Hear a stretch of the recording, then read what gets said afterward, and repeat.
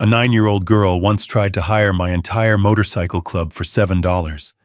She slid the money into my hand and whispered, "You scare everyone else. Can you scare him for me?" Before I tell you how that night ended, do me a favor. If you're listening to this right now, drop a comment and tell me where you're watching from. Hit like if you believe the strong should protect the weak.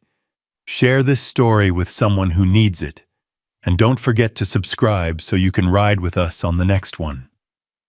All right? Let me tell you about Lily and the $7 that changed a lot more than she realized. Most people only see the leather first. They see the black sleeveless vest with Hell's Angel stretched across the back, the phoenix patch, the full-sleeve tattoos, the skull inked into my bicep, the beard, the scars. And they decide what I am before I say a word. They decide I'm the villain. That's fine. Sometimes the world needs a monster in the room, as long as it's pointed at the right people. It was a gray afternoon on Highway 17, sky the color of an old t-shirt. The wind pushed dust across the cracked parking lot and made the rusty gas price sign squeal on its hinges. The diner was half full, truckers arguing about football, some locals nursing coffee like they were stalling real life. And in the far corner, at the same sticky booth she always sat in, was Lily. Tiny thing. Pink hoodie 2 sizes too big, hair pulled back in a loose ponytail that was halfway undone, a workbook open in front of her, and a pencil moving slow, like every answer was heavier than it should have been. Plate of fries going cold next to her. Her mom weaved between tables with a coffee pot and that rushed, tired energy you only see in people who can't afford to sit down. We'd seen Lily a lot, the homework kid, always quiet. Too quiet. Hell's Angel rolled in like we always did. 6 black Harleys in a line, engines grumbling as they cooled. I was leaning against my bike, arms crossed, listening to the highway hum and the click of hot metal. That's when I felt it. You spend enough years in bars, back alleys, and bad parking lots, you develop a 6th sense for eyes on your back. I looked up. She wasn't in her booth anymore. Lily was standing in the diner doorway, framed by a flickering neon open sign. One hand clutched a worn-out stuffed bunny by the ear, fur rubbed thin, one button eye hanging by a thread. The other hand was balled into a fist so tight her knuckles were white. 9 years old, maybe. But the look in her eyes wasn't 9. It was older. The kind of old you only get when life shows up too early and too rough. Our eyes met across the parking lot. Most kids see me and duck behind their mom. Lily's gaze shook, but it held. Like she'd already made a decision and there was no running it back. She stepped out onto the asphalt. Her sneakers scraped gravel. The wind tugged at her hoodie and inflated it around her skinny frame. She hesitated for half a heartbeat, then took another step, and another, as if whatever was behind her in that diner was scarier than a row of bikers outside. I straightened slowly so I wouldn't tower over her too much, hands dropping to my handlebars. Through the diner window, I caught a glimpse of her mom, back turned, grabbing plates, chatting with a customer, completely unaware her daughter had just walked out into a storm of leather and ink. The guys went quiet as they noticed her crossing the lot. Conversations trailed off. Boots scraped. Engines ticked. She stopped in front of me. Up close, I could see the dark circles under her eyes and a little scar near her eyebrow. The bunny dangled from her hand, its one eye bouncing with every small tremor in her fingers. For a moment, we just existed there. The only sounds were a semi rolling by out on 17, the low buzz of the diner's vent fan, and the soft tick of cooling engines. Hey, kiddo, I said, lowering my voice. You okay? You lost? She shook her head. Quick, sharp. Then she did something I absolutely didn't expect. She opened her fist. In her palm lay a crumpled $5 bill and two equally crumpled singles, $7, soft from too many times in and out of the same pocket. On top of the small stack was a folded scrap of paper, creased so many times the edges had started to tear. She held her hand out toward me, arm shaking just enough for the bills to tremble in the breeze. No words. Just those big, serious eyes locked on mine, like this was some kind of test and I was the one being graded. Behind me, I heard someone from the club shift position, chair legs scrape on concrete, then silence. The world turned the volume down for us. I pushed off the bike and crouched a little so we were closer to eye level. What's this? I asked, holding my hand out, but not taking the money yet. You selling cookies or something? Her throat moved as she swallowed. When she finally spoke, her voice sounded like it had been worn down by crying into pillows. This is all my money, she said. It's $7. I counted. Her fingers were ice cold when she placed the money and the folded note into my palm. Not the kind of cold the weather gives you, the kind that seeps in when you've been scared for too long. I closed my hand around it, feeling how small that bundle was, how light. On the outside of the folded paper, in shaky pencil, it said, "Please don't tell my mom." My chest tightened. That one line told me almost everything I needed to know. There was a secret. There was shame. And there was danger. I unfolded the note carefully. The paper was soft from being opened and refolded 100 times in some small pair of hands. The handwriting was cramped, uneven, like the writer had been rushing and trying not to cry. This is all my money. Can you please make Darren go away? He says he's taking me tonight. I'm really scared. I read it twice. Darren. Didn't know the man, but I knew his type. There are too many Darrens in this world. Small-time predators who think fear is something they're owed. Men who like to pick targets who are young, tired, broke, or trapped. I looked back at Lily. Her eyes were shiny with tears she wouldn't let fall. She squeezed the bunny so hard its seams pulled. She took a breath that seemed to fill her whole narrow chest, then whispered, "You scare everyone else. Can you scare him for me?" Right there. That sentence. That was the moment everything shifted. Up until then, we were just some bikers grabbing dinner on the way through town. After that, we were hired. $7 and a note. That's all it took. Before that day, Lily was just background to us, the quiet kid with the cold fries and the too big hoodie. But you can learn a lot from the background if you actually pay attention. I'd seen the way she flinched when the bell over the diner door slammed too hard. The way she sat where she could see both the entrance and the window.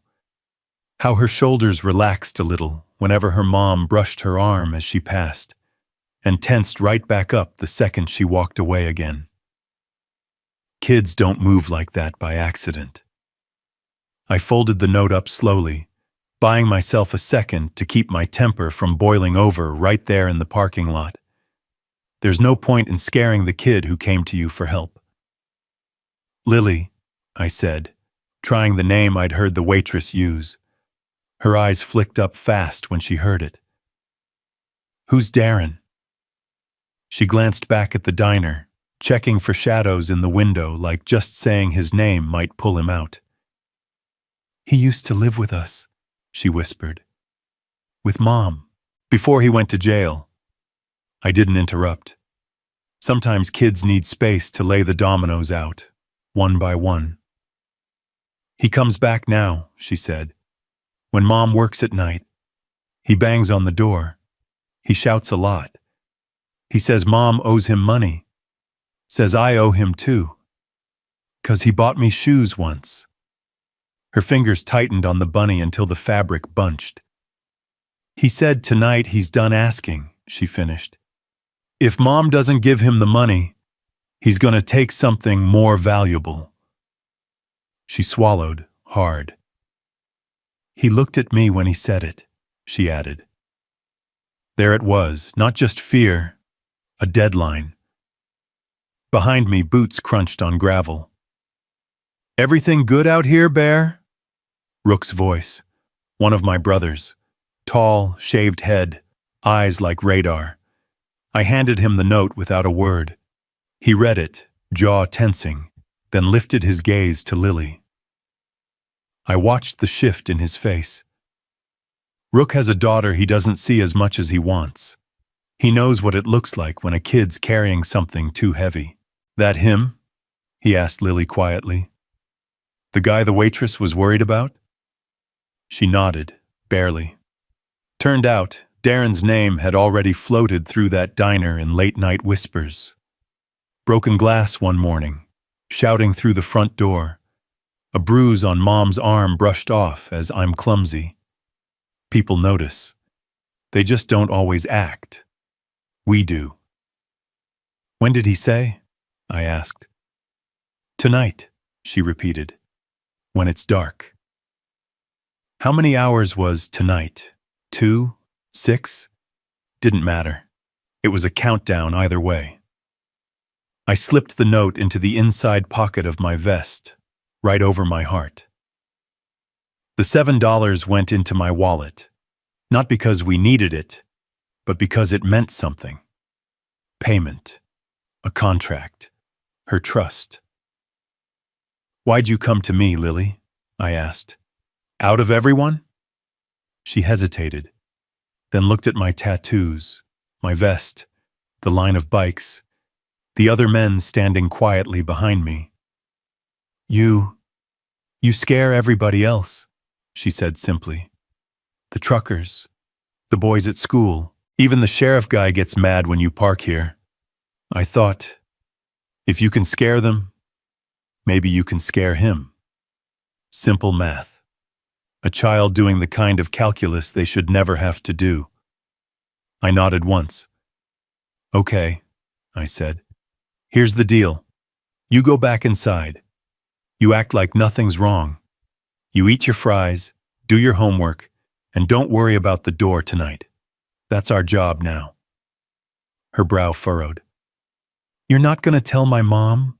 She asked. Not yet, I said. Not until we've got something useful to tell her. You asked me not to, remember? She searched my face like she was looking for cracks in my promise. Whatever she saw there must have been enough. She hugged the bunny tighter, gave one small nod, and turned back toward the diner. Her steps weren't steady, but they were braver. As soon as the door swung shut behind her, the air changed. Rook let out a slow breath. So, he said, we babysitting? Or are we handling a problem? We're handling a problem, I answered, and the clock's already ticking. Inside, the guys took one look at my face and slid into church mode without me saying much. We crowded around a back booth under a buzzing light. From the outside, it probably looked like a gang planning trouble. In a way, it was. I put the note on the table. No jokes, no half smiles. Scarred hands and tattooed arms folded as they leaned in to read. Ghost, our quiet one, tapped the paper with one finger. Jailbird X? He asked. Fresh out, I said. No contact order on file. Sheriff half mentioned it last month. Tank grunted. Years ago, he'd watched his sister go through hell with a man not so different from Darren. He still carries that failure like a brand. Hurt a woman, you're trash, Tank said. Hurt a kid, you're something worse. We all nodded. What's the play? Someone asked. We start smart, I said. We find him. We let him know we exist before he ever sees that front porch, and we make sure when we stand in front of her door tonight, the law is standing behind us. First stop, his place. The trailer park sat on the edge of town like a collection of bad decisions and overdue payments.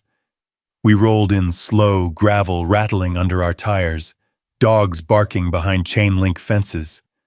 A couple of guys on a porch froze mid-laugh when they saw us, their grins evaporating. "There," Ghost murmured over the helmet comm. A dented blue sedan sat crooked in front of a rusted trailer. Plate matched the one the waitress had scribbled for us the week before when she'd vented about that jerk who won't stay away from Lily's mom. The trailer leaned like it was tired of supporting his weight. Window shades drawn in midday. One of them bent where a fist had punched through at some point. We didn't need to knock. We just idled past in a slow, loud procession. 6 black Harleys, 6 black vests, 6 pairs of eyes taking inventory. A curtain twitched and snapped shut. "Good," I said. "Let him know we're real." Next stop, the sheriff. Now, the sheriff and we're not exactly drinking buddies. He doesn't like my ink, doesn't like our patch, doesn't like that sometimes we show up places before his deputies do, but he's not stupid, and he's not blind. I walked into the station alone. The room smelled like stale coffee and printer toner. A deputy at the front desk stiffened when he saw me, hand hovering near his belt. If I wanted trouble, I told him, I wouldn't come through the front door. A minute later, the sheriff stepped out. Mustache, receding hairline, permanent line between his brows that had my name on it. "Bear," he said. "What now?" I slid a photocopy of Lily's note across the counter, kept the original on me. He read it. His face changed. "You got a last name for this Darren?" he asked. "Cole," I said. "Paroli, right?" He nodded slowly. "Parole," he confirmed. "And yeah, there's a no-contact order. Mother got scared, dropped the charges before they stuck, but the paper trail's still there." "Then we've got leverage, I said. "He told a 9-year-old he's taking her tonight. That's more than a bad vibe." The sheriff sighed. "I can't lock him up on a note written by a kid and your gut feeling," he said. "But I can have a cruiser sit on her street, log his presence if he shows." "You and I both know a cruiser half a block away isn't much use if he's already at her door," I replied. "We're going to be there too. You get your logs, your parole violation. We'll make sure he doesn't get close enough to say hello." We stared at each other for a long second. 2 different versions of justice, sizing each other up. "I don't want broken bones," he said. "Then tell him to keep his hands to himself," I answered. His mouth twitched, almost, but not quite, a smile. "Fine," he said. "You stand on the porch. We'll stand on the street. Maybe between us, the paperwork and the patches will get the job done." By the time we rolled into Lily's neighborhood, the sun was sliding down, turning the sky the color of old coins. It was the kind of street where kids' bikes lay on their sides in patchy yards, and someone always had a TV too loud behind a thin wall. We didn't line up like a parade. 2 bikes out front, a couple spaced down the block, one across from the house. To a nervous neighbor, we probably looked like trouble. Good. Lily's house was small, paint peeling in places, but the front step swept clean. Thin curtains were drawn almost shut. Through the gap, I saw her silhouette move, setting plates, carrying something to the table. Her mom's shape passed behind her, pacing that endless loop between kitchen and living room. They had no idea we were there for them. That was fine. Not every shield needs to be obvious. Time dragged. Streetlights blinked on. Crickets started up their nightly chorus. Somewhere, a dog barked at a squirrel like it was a war crime. We waited. "He said tonight," Rook muttered from his spot across the street. "Think a clown like him shows early or late?" "Doesn't matter," I said through the calm. "We're here either way." Then we heard it. That cough sputter of a bad muffler. The squeal of cheap tires hitting the corner too fast. Headlights swung across mailboxes like a searchlight as the dented blue sedan crawled onto the street. He killed the lights before he killed the engine, like darkness was a disguise. It wasn't. He stepped out. Late 30s, cheap jacket, 3 days of stubble, jaw clenched tight. You could smell cigarettes and cheap whiskey on him from 10 feet away. His eyes swept the street. They landed on the bikes first. The vests, the patches. Then on me, standing under a streetlight, arms loose at my sides, skull tattoo catching the glow. For a heartbeat, his stride hitched. Then he put the mask on. Smirk, swagger, chin up. "Evening, gentlemen," he called, heading toward Lily's house like he had a right to. "Nice night for a family visit." He tried to walk past me on the sidewalk. I stepped into his path. Not fast, not aggressive, just there. "Darren Cole?" I asked. He let out a short, brittle laugh. "Who's asking?" he said. "I'm the man standing between you and that front door," I replied. Behind me, I could feel the Redeemers adjusting slightly, just enough to let their vests catch the streetlight. Down the block, a cruiser pulled up and parked, engine idling, silhouette of the sheriff behind the wheel. Darren's gaze flicked that way, then back to me. "You got no business here, man," he said. "That's my house, my family." The word family tasted wrong coming out of his mouth. "Family doesn't threaten to take a kid when it doesn't get paid," I said. "Family doesn't pound on doors so hard a 9-year-old learns all the different ways wood can shake." His jaw ticked. "She been talking?" he snapped. "She's been writing," I countered. I tapped my chest where the note was. "Every word the sheriff needs to hear is right here." The tough guy's smirk thinned. I watched the calculations start behind his eyes. Ego, fear, entitlement, the whole ugly mix. "You think a bunch of bikers scare me?" he said. "I did time, old man." I stepped in a fraction closer, enough that he had to tilt his head back a little to keep eye contact. "I don't need you to be scared of me," I said quietly. "I need you to be scared of what happens next if you take one more step toward that house." I nodded toward the cruiser. "You're on parole," I reminded him. "There's a no-contact order with the woman who lives here. You knock on that door, you so much as yell her name in the front yard, that's a violation. That car down there? They're not just sightseeing." I let the silence stretch, then added, "And here's the thing, Darren. We don't have to lay a hand on you. All we have to do is stand here and watch what you do. You give us any excuse, we hand you to them with a bow on top." He scoffed, but his voice didn't have much weight behind it. "She owes me," he said. "Money, respect. After everything I did, she owes you nothing," I cut in. "You lost that when the court stamped that order. You lost that when a kid was more afraid of your car than the dark." Behind him, Tank shifted, folding his huge arms. Ghost leaned against a mailbox. The skulls and phoenixes on our backs might as well have been warning signs. "Here's your choice," I said. "You turn around. You get in that car. You leave this street and this town behind you.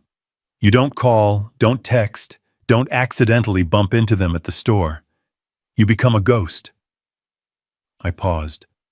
"Or you try to go through me. Through us. Through the sheriff. through parole, through every set of eyes on this block. He stared at me, breathing hard. The porch light clicked on behind me. In the window, a shadow moved. A small head, a bunny ear. Lily was watching. "You don't get to scare me off my own family," he muttered one last time. "Too late," I said. "She already hired us." Something in him broke then. Not in a noble way, just in a tired, mean little collapse. He spat on the pavement, tossed a curse in our direction, then turned and stomped back to his car. The door slammed. The engine coughed. For a second, I thought he might gun it and try to scare us with a fake rush. He didn't. He peeled away, tires squealing, taillights shrinking and shrinking until they were just two red specks in the dark. We watched until even those were gone. The cruiser rolled a little closer.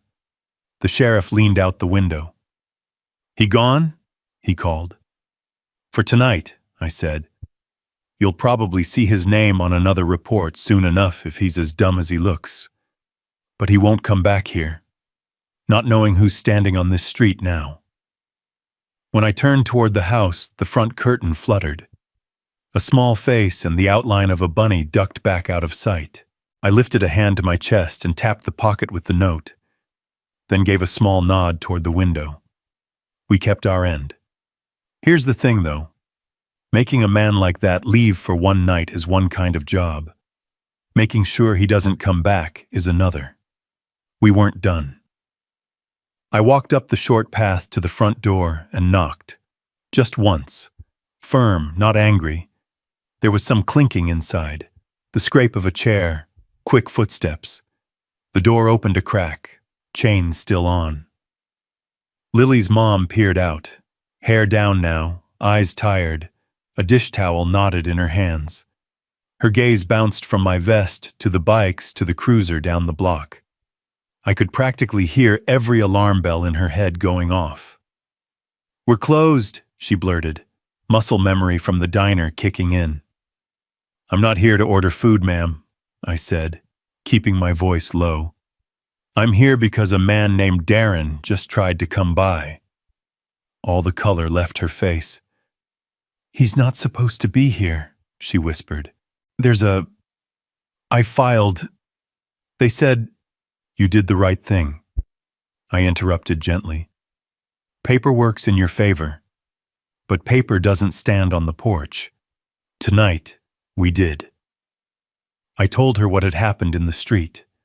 The sheriff, the parole, how close he'd gotten, and how far we made him go back.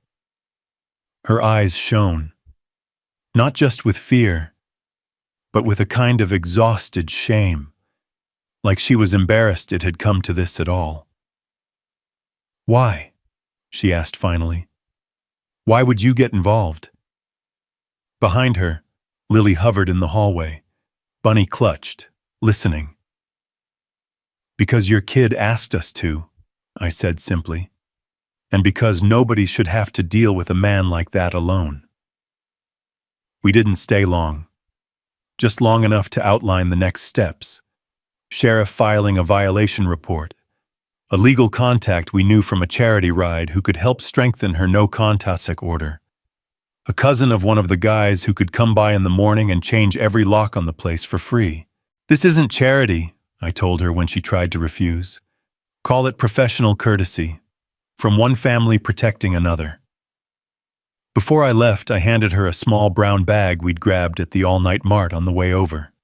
Bread, milk, eggs, basics. "You've got enough to worry about," I said. "You shouldn't have to count slices of bread on top of it." She covered her mouth, inhaled sharply. No dramatic breakdown. Just that tiny, honest crack in the armor of someone who's been holding on too long. When we stepped back out on the porch, Lily followed. Bare feet on old wood, hoodie sleeves pulled over her hands, Bunny under one arm. She walked up to me, hesitated, then looked up. Did you use it?" she asked. Use what? I said, though I already knew.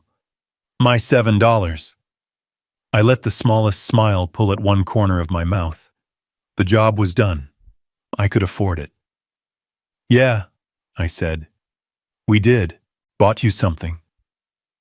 I pulled out my wallet, took out the same $7 she'd given me, creased, familiar, and slid them into her hand. Then I added a crisp 20 on top. We bought you time, I said. Turns out we were running a special, $27 worth. She stared at the money, then at me. But that's more than I paid you, she whispered. That's how this works sometimes, I replied.